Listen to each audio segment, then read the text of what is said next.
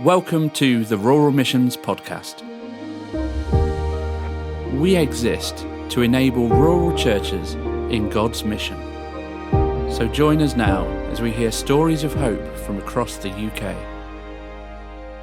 Welcome to the Rural Missions Podcast. I'm your host, Bob Goody, and today is a very special episode where I am joined not by one, not by two, but by four people in the room with me.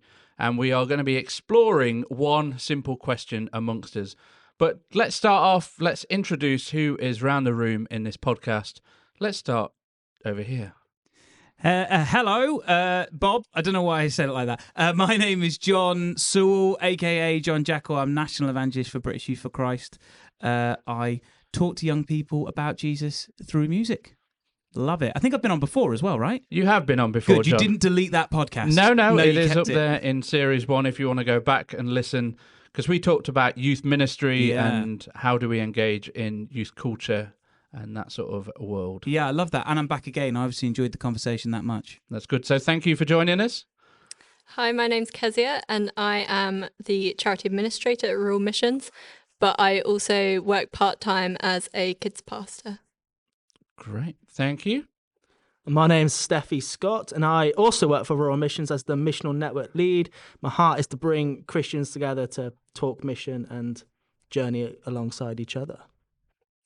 Hi, I'm Lois Quinn, and I am the mission enabler here at Rural Missions. So as you can hear, we have a Rural Missions table, plus we have John from British Youth for Christ joining us. Yeah, I'm feeling a bit outnumbered here.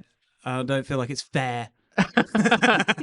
But the thing is, between us, we are missional. We want to engage in mission, which is basically we want to help people find and follow Jesus. So thank you all for joining me around this table, for having this conversation. And we just wanted to take the next sort of 25 minutes or so of this podcast just to explore a question that we started to talk about earlier in our own conversation here. What does it really mean to love our neighbour?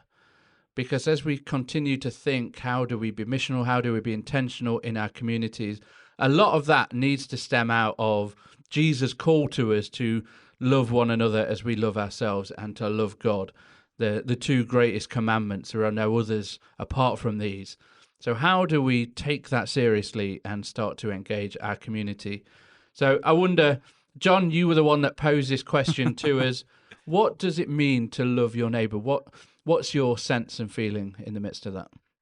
Yeah, I mean, there's kind of, with the love your neighbor thing, obviously, I mean, if Jesus is saying something as the most important commandments, he says, these are the things to talk about, they must be pretty important. And I think for me, it's kind of twofold. It's one, like, loving the people around us, obviously. And I think that's the one when we hear it, we go, yes, we can do that. So it's loving people well.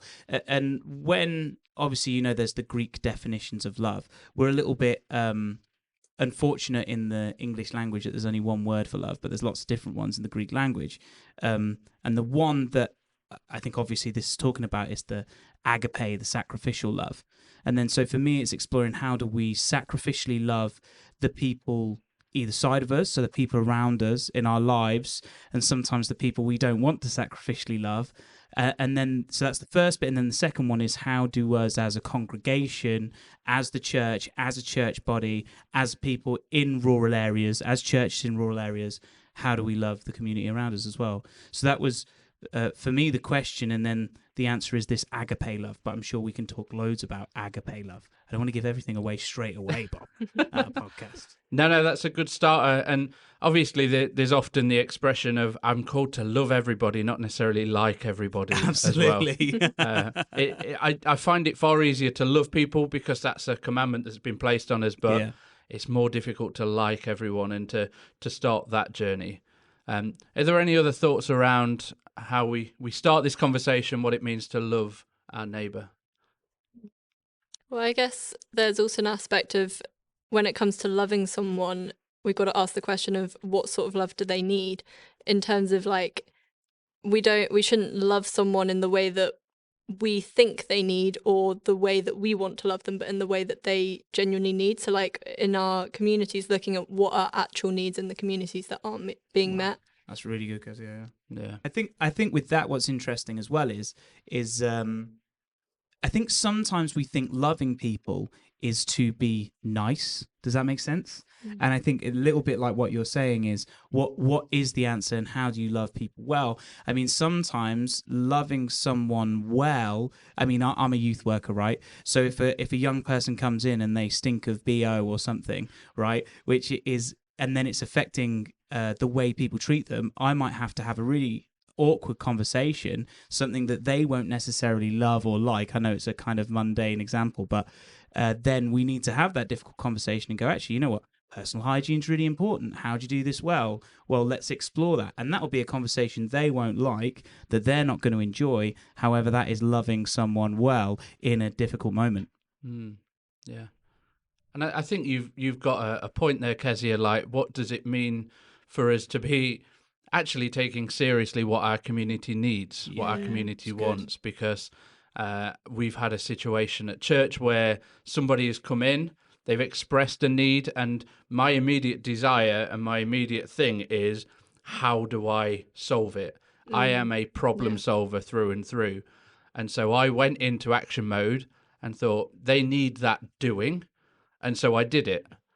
And they were like, I didn't want you to deal with it.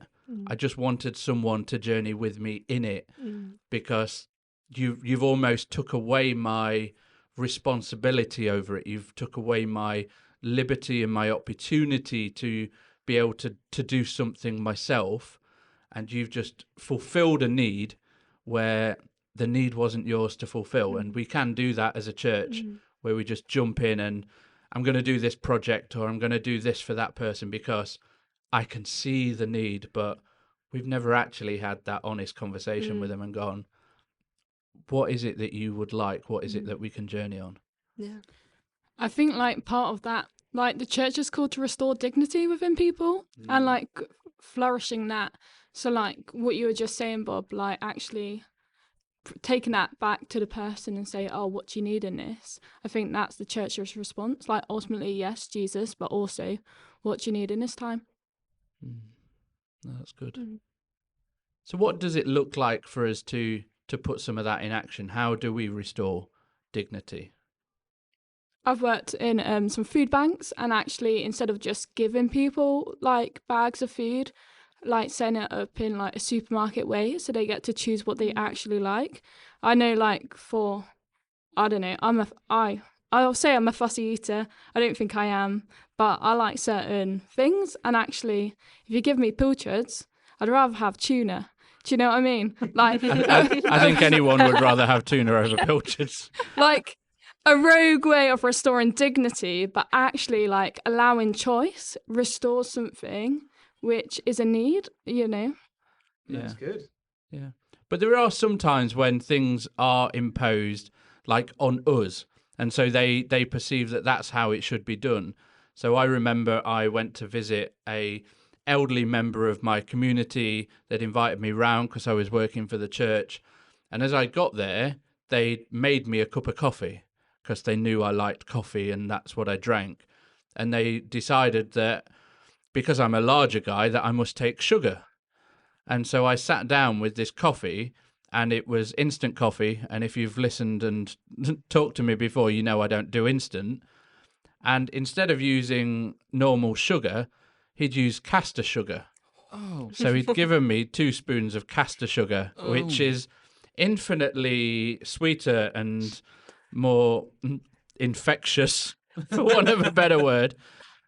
But in that moment, he perceived I had a need, that he could help me feel safe in his house. And so I had to take it on myself. Like, I really appreciate what you've done. I appreciate that you've took time out of your way. You've invited me into your home. And so I'm going to be gracious about this. I'm going to drink it. I didn't manage to drink it all, I'll be honest. But I didn't let that inhibit how I was able to interact with him. And I think there is a bit of a two-way as well, like the young person with bad body odor. You don't inhibit, that doesn't inhibit you from engaging with that young person. No, of course not. They are still loved, they are still valued. You still want them to feel like they belong in the church.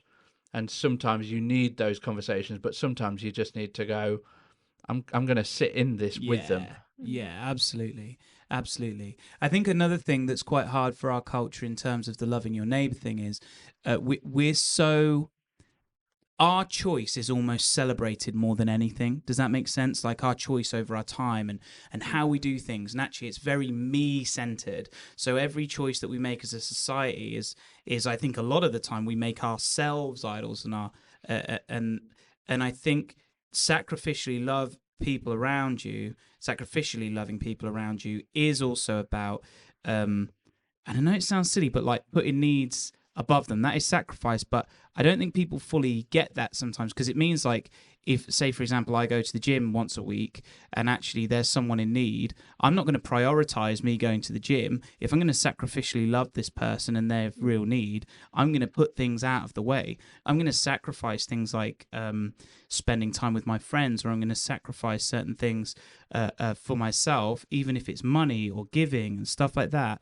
And I think sacrificially loving your neighbor is not just the things like, oh, you know, saying something like I'll pray for you, or go, as much as those things are, it's also about getting into the nitty gritty of people's lives and helping them in the areas that they find really difficult, and actually going the different further, going beyond what you would usually go through.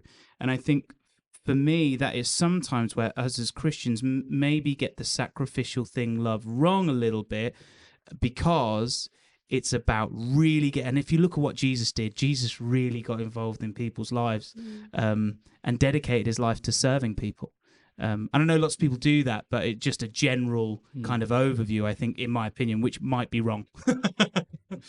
I think especially like our image, like last year we moved house, and for me, like our street had a barbecue out the front on the road where everyone could see us. They were drinking, having a really good time, and we just kind of looked out the window and being like, oh my goodness, what are they doing?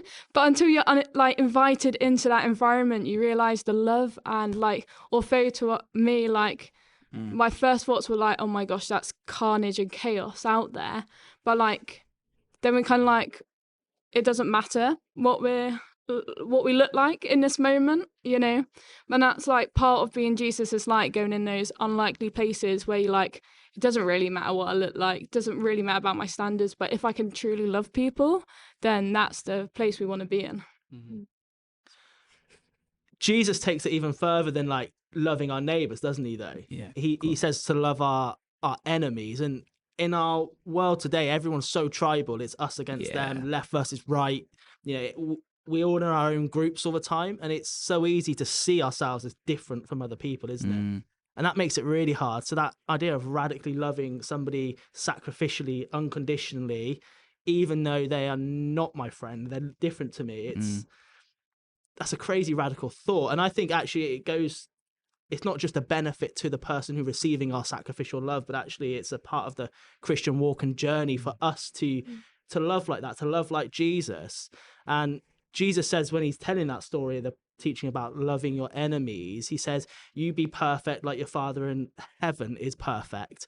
And that word perfect there is the Greek word, we're going to have a Greek lesson, is teleos. And if you find that in other places in the New Testament, it's talking about this idea of maturity, or reaching what it means to be fully human, fully mature. So as we love our enemies and we engage in being sacrificial and unconditionally loving people, we get perfected like our Father is perfected. We mature as people, and we ultimately become what it means to be a human in like the God-bearing image version of that, which is quite a radical thought, really, for us. If you truly take what Jesus does, that it completely radicalizes everything that we go through, doesn't it? Like, you look at the Last Supper, you've got 12 seats at the table, one of whom is about to wander off and sell you off, and ultimately you're going to be hung on a cross because of, well, not just because of that person, but they play quite a significant part in that moment. Does Jesus do anything different? No. He still celebrates, he still offers his life as a sacrifice, he still shares the bread and the wine amongst, and then says, go and do what you need to do. He doesn't dismiss him, but actually says, I see you've got a part to play now. And Jesus models time and time again. Where's Jesus? Well, he's amongst the sinners, he's amongst the prostitutes and the dealers and the people.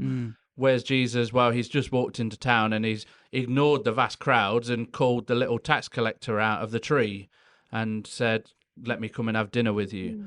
And how does Jesus love his neighbor? He has dinner with them. Yeah. I love, well, I love food, but what a way that he always and so often connects with people is, I'm coming to your house. Let's sit, let's share together. And there is something really intimate about that. And even one of the final things he does, the road to Emmaus, he walks along. It's debatable who those two people are, but walking along with them, did their hearts not burn within them? Here's some bread. Oh my, it's Jesus.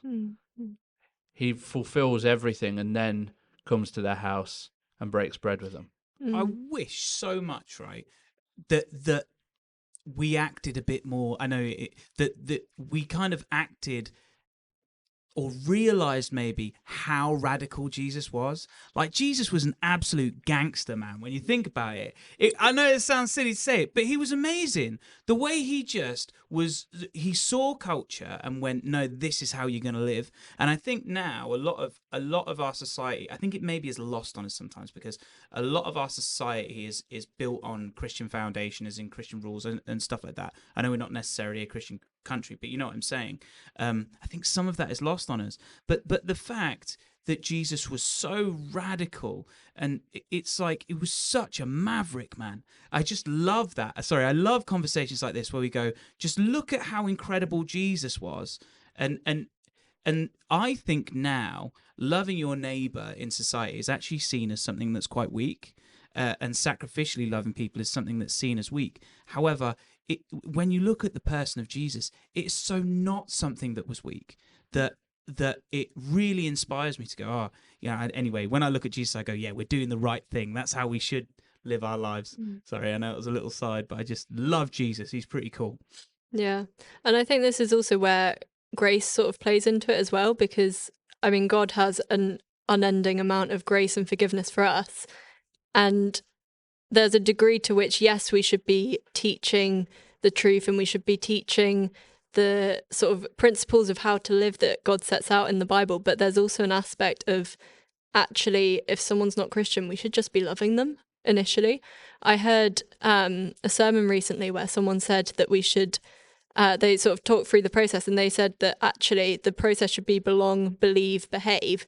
That first of all, we should love someone and make them feel like they belong before we then and sort of like teach them how they should be living. And I think sometimes in the church we can get quite judgmental of other people, how they live, and actually we lose that sort of focus that actually our job is first of all to love, not to judge. Yeah. No, that's good. And having this conversation, it reminds me of something you've been involved in, John, and that's the Heat and Eat program. Oh, yeah. Do you want to tell? Because that, for me, that is a summation of how do we love first, how do we meet a need in our community, how do we gather around a table. What's Heat and Eat? Yeah, so Heat and Eat is one of the ministries that I've been a part of at British Youth for Christ. The original concept so first of all, we saw that young people in the nation weren't getting food. Is basically what happened. So young people throughout the nation, we were hearing from our local centres that in schools people weren't having food. So all these kind of food groups started popping up. So we're like, well, this is amazing. If there's a need, how do we, meet young people where they're at? And it reminded me of in Acts 2, where it says they eat, they pray, and they share together. And I was like, well, we've got the eating there. And obviously, if you have know any young people now, there's a bit of a mental health, what would you call it? What would the word be? Like mental health Is it epidemic? disaster, epidemic, crisis. Yeah, all of those words. All of those words and more. Yeah. I mean, it's horrible. So I'm like, okay, so we eat with them, meet with them. So let's put some good adults around them and talk about actually what the answer in life is, which we believe is Jesus, but meet them exactly where they're at. So we based it around Eat, Pray and Share Together. And then so Heat and Eat is a program where in your local area, in your local community, you can go provide meals for young people, and there's programs around sitting around, chatting, and then exploring God together. And we found that people really want that because it's meeting young people where they're at.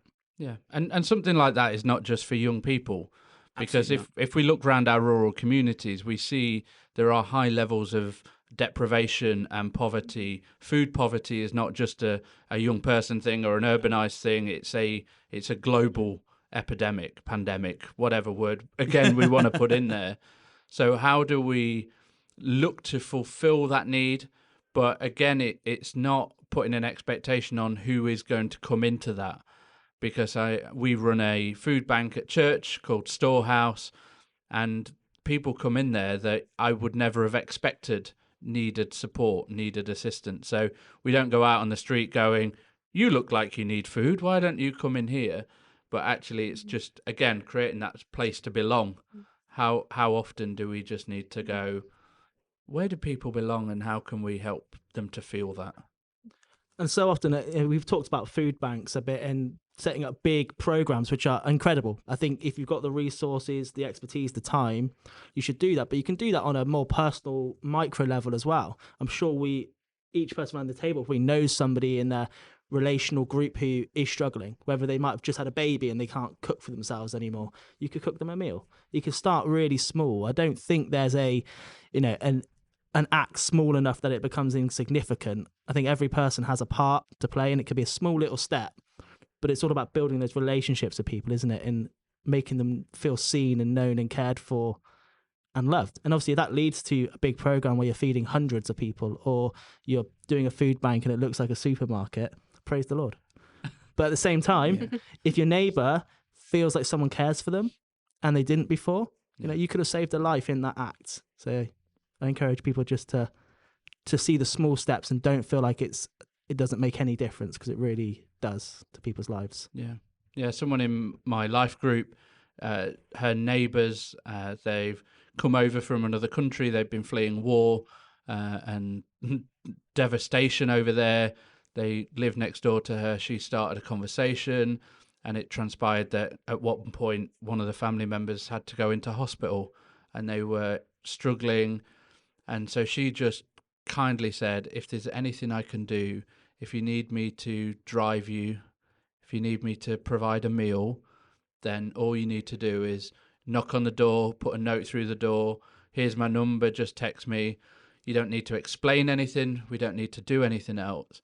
And just the most beautiful friendship has formed with her neighbours in her taking them to the hospital and back. And she's recently widowed. She said, I'm used to making for two of us, and actually I get joy out of being able to provide a meal for someone else. It makes me feel like my husband is still here, because I'm still providing food. I'm still providing support and love. So the guy actually came round a few weeks ago with a bowl, and he said, any chance? And she was like, I thought you were coming round. I've got something in the fridge ready for you. And last week they appeared on the door and had brought her food. And they said, we'd love to come in and have a meal with you and to introduce you to some of our delicacies from our country. And she's just loved. She's helped them belong. She's not cast them out. She's just gone, how can I serve you? And waited for them to go, this is how. And isn't that beautiful? It's like a living example of what the gospel is, isn't it? The good news. It's not just about the forgiveness of our sins, which is important, and amen to the fact that our sins have been forgiven, but it's also freedom from addiction. It's peace to the worried heart. It's food to the hungry, isn't it? And it's some of those things are very practical, and it's beautiful hearing those stories of how that small little thing has changed somebody's life. And ultimately, hopefully, we hope that person enters glory and follows Jesus one day because of those acts. But equally, the fact that their lives have been changed just a little bit and made better now, I think that's what we're called to do as followers of Christ. Yeah. For me, the more interesting point with her is that she's aging in years, but she only became a Christian a couple of years ago. Like, she took seriously the call that I need to share my faith, I need to love the people around me. And she says, I've never done this before. This is the new me. This is me knowing that I'm now loved and accepted. How do I help others to feel that same? So for me, how do we love our neighbour as ourselves? It comes to, how do I remember that first love that I had, or that ongoing love? Because I would say I love Jesus more now than I did 24 years ago when I first met him. Yeah. So I don't want to go back to that first love, but I want to get that joy and that encouragement and enthusiasm again. And a question, Bob, did you deserve that love Jesus showed you? Not in the slightest. Not in the slightest. So No. it's that thing, isn't it? You might look at these people and think, well, they don't deserve me to help them. They're not trying to make their lives better themselves, so why should I help? But the question is, did you deserve the grace and the love you received? And as Bob said, it's the grace that we received. It means we're now going to love like he loved us first. Yeah. The reality is I probably should have been in prison at 16 and locked up on a various amount of charges, but God saved me before it got to any of that point. And that is the distinction. I didn't deserve it. He just met me. He changed me. He saved me. He gave me grace, as we talked about earlier. He helped me to feel I belonged somewhere where I've never felt I belonged. Yeah, it's beautiful, man. Yeah. Sorry, I felt like you were going to go somewhere. I went to, and then I just was also just reflecting on how great Jesus is. So I was like, actually, I might just wait. Go, yeah, he's pretty cool. Amen. Have you heard about? I guess this is to do. I have thought about something recently. Have you heard about the silent revival stuff? You might know more than me, Bob. The quiet revival. The quiet. Stuff. There yeah, you go. You definitely know more than me because I got the name wrong. So I'm finding this interesting. Do you know a bit about it? Yeah, a little bit. Go on, tell us the little bit that you know, because this is like blowing my mind recently. Yeah, so we're recording this in May 2025, so depending when you're listening, this might have been around a little while. But generally, the statistics are showing that young adults and young men especially are starting to engage in church now more than they have done for a long time. And rather than looking at plummeting church statistics going, this denomination's closing, this one's going to be shut by 2050, it's actually going, people are wanting spirituality, they're engaging in it, they're looking for right and wrong, they're looking for identity. And interestingly enough, they're looking for spirituality, liturgical sense and stillness. And I would say it boils down to they're looking to encounter the presence of God in whatever form that looks like. And churches are going, well, we know that. And the reality is I see that in my church. I know others around this table see that in their church. We're seeing growth, and people are being tuned back into that the church is not this institution, but the church is a whole group of people going, we love Jesus, we want to encounter him, do you want to encounter him too? Oh man, it's just so exciting, because every stat until recently has not looked very good, has it? It's been like, they talk about a lower percentage of young people in churches, less than 50% of the nation declaring to be Christian, whether that be in tradition or faith or whatever. But this is just breath of fresh air. And for me, it's like, and this comes down to the love and the sacrificial love thing again, is then how do we, because I feel like we've done a lot of the personal stuff, how do churches love these people that are coming in, sacrificially love them well? And I think that's what because I started the conversation earlier, that was kind of what it boiled down to for me.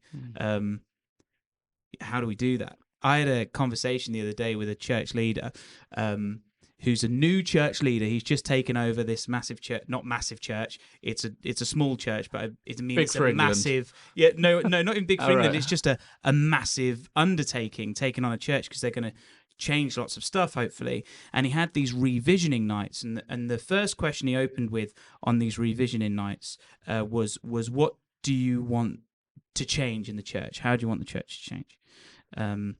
And the church unanimously said, well, we want more young people. They were like, amazing. And then he gets it up on the board. He pulls out his pen. He's writing on the thing, young people, da da da da. That's all the stuff that they want. And then the next revisioning was the practical. So what are we going to change? And what happened was, he realized very quickly. Everyone said, "Well, what do you mean? What do we want to change? We don't change anything. Actually, what we want to do is we want to keep everything the same. We just want young people." And I think now, as I spoke to him and I've shared that story with other church leaders, it seems to be not every church. It's not me saying a sweeping statement of every church is like this, but it seems to be that is quite a common theme. So my thinking and not worry, maybe challenge for the church is as we get more younger people in. I know it's young adults that the statistics are saying is how do we then love them well, and how do we assess our own mentality around things like our church services, and how can we make them more accommodating to the people that we want to see in? Yeah, and part of what we said is we go down the Einstein version, don't we? Yeah. Like, if you keep doing the same thing but expecting a different response, a different answer, and we can't just keep doing the same old thing. I think it's right we keep some of our tradition, some of our liturgy, because that is the core, that is a basis for a lot of churches. But actually, how might we make those spaces a bit more accessible? Yeah. Whether that is we need to be sacrificial with our time, in that we'll do that at 9 o'clock, and then at 11 o'clock we'll be a bit more cafe church orientated, or start to do things differently. And even not just on a Sunday, right? Like, culture's changed so much that, like, Sundays isn't a day off for everyone, but, like, having midweek services which are accessible for people who are working, you know, whether that's early in the evening, whatever, like. Yeah. I know of one church, they had quite a lot of football culture around them, and a lot of the young people and even the adults played football on a Sunday. And so church was pretty vacant. And so they decided, well, why don't we do church on Saturday then? Yeah, it's great. And so they have two services, one on a Saturday, one on a Sunday, and they are growing and growing and growing because they've gone, there is a need here. People want spirituality. We know people need Jesus, but we're just not providing the space for them to do that. No, of course. My mum, my favourite story of sacrificial love at the moment is, so my nephew, his name's Kingsley, he just loves his grandma, so loves my mum, for some reason to such an extent that when it comes to the holidays, the week holidays, he will ring up his grandma and say, "Grandma, I'm coming to your house for a week, and we're just going to hang out." He wants to go and hang out. He's 11 years old, 12 years old. He wants to hang out with a 70-year-old woman in a different city where none of his friends are. He doesn't want to hang out with anyone else. And we went to my mum. I asked my mum, I said, "Mum, what is it that you do that makes Kingsley love you so much and want to spend time with you?" And she said, "I just sacrifice everything. I give up my week."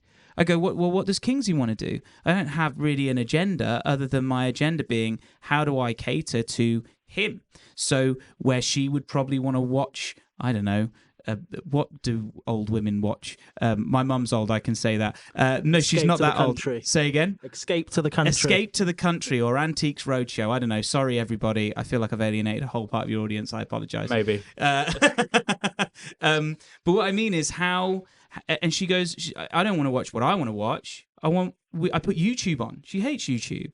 She goes, "I let him play Xbox, and really, I wouldn't want to do that." And you know, Kingsley doesn't want to spend time with other people. Some people might go, "Oh, well, let's play board games, or let's do this, or let's teach him about something."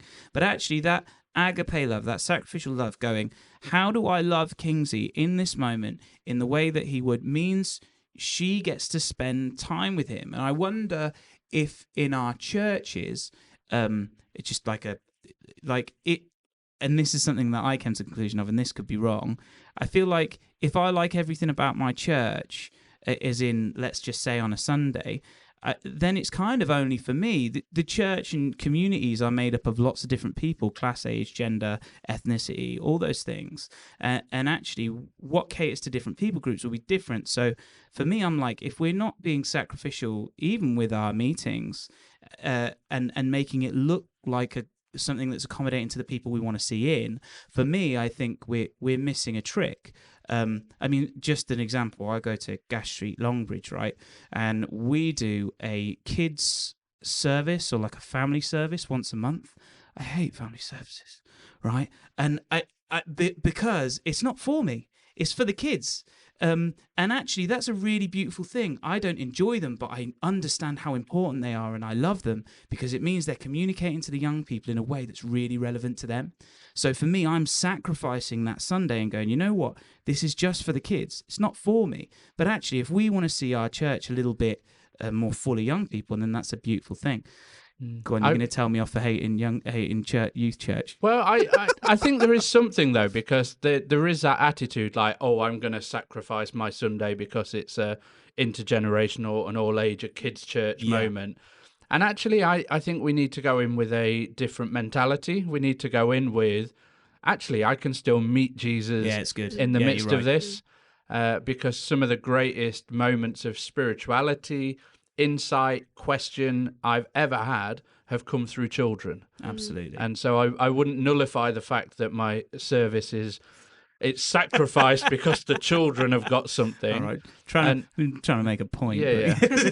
No, I get you. Because actually it's not about the children either. It's about Jesus and how we connect with Jesus. And if we can't connect with Jesus in the simplicity, we should give up trying to do it in the complex. I think it's important to know, even if within your rural churches that you don't have children and young people, carving out that space is so important. I know a church leader who's been there for a few years where they do something more orientated to children. They have 0 children within their group, but their faith is, well, when we have the children who come, we've already got the provisions set out ready for them.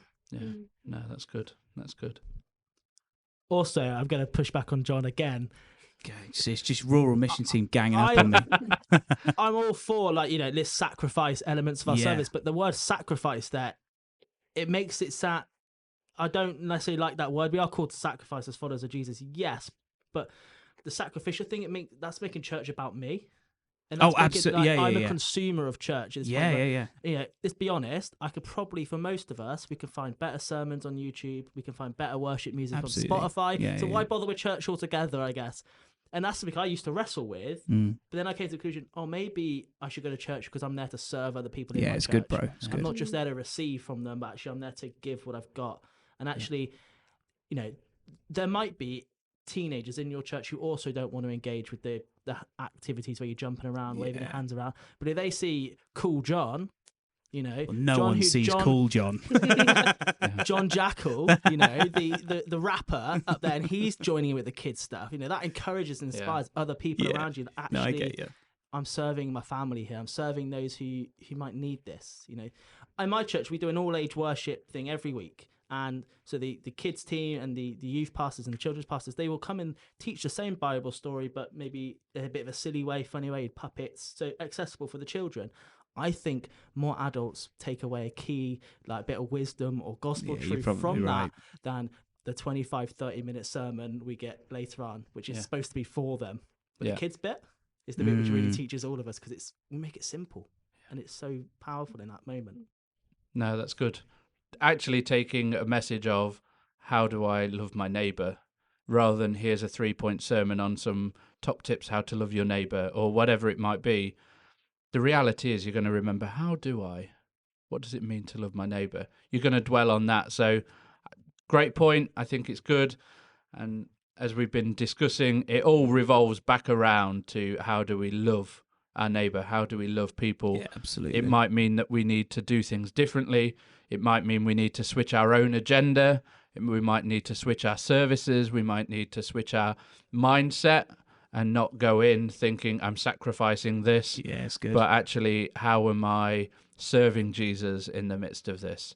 So huge amount to that we've managed to instill into this little podcast. But thank you to Lois, thank you to Steffi, to Kezia, and to Jon for joining us on this special conversation with Rural Missions podcast. If you would like to know any more about Rural Missions, and one of the things that we do is our tailored consultation service, where we explore what it means to be missional. So as we've been talking, how do we ask those questions like, what are we good at? What do we enjoy doing? Where are those needs? Like we have a great process to be able to journey with your church and to explore what God has for you in the midst of that. And they can actually chat with some of the people in this this podcast, right? Yeah, you get to meet us live and in person. It's that's a good selling point for me. I think I'm going to do one. And you know what the biggest selling point is, John? Apart from it being all about Jesus. Jesus. How much is it? You're going to tell me it's like 50 quid, aren't you? It's no cost to the church. Jeez, that's pretty good. Yeah. So thank you for listening. Thank you to my guests for joining us on the Rural Mission podcast. Make sure you like it, share it with your friends, family, share it with the people down the street, share it with everyone. That would be lovely. And if you're not already, make sure you subscribe to us as well, so you get a fresh dose of Rural Missions every fortnight into your little podcast box. So thank you for listening, and we'll speak to you again soon.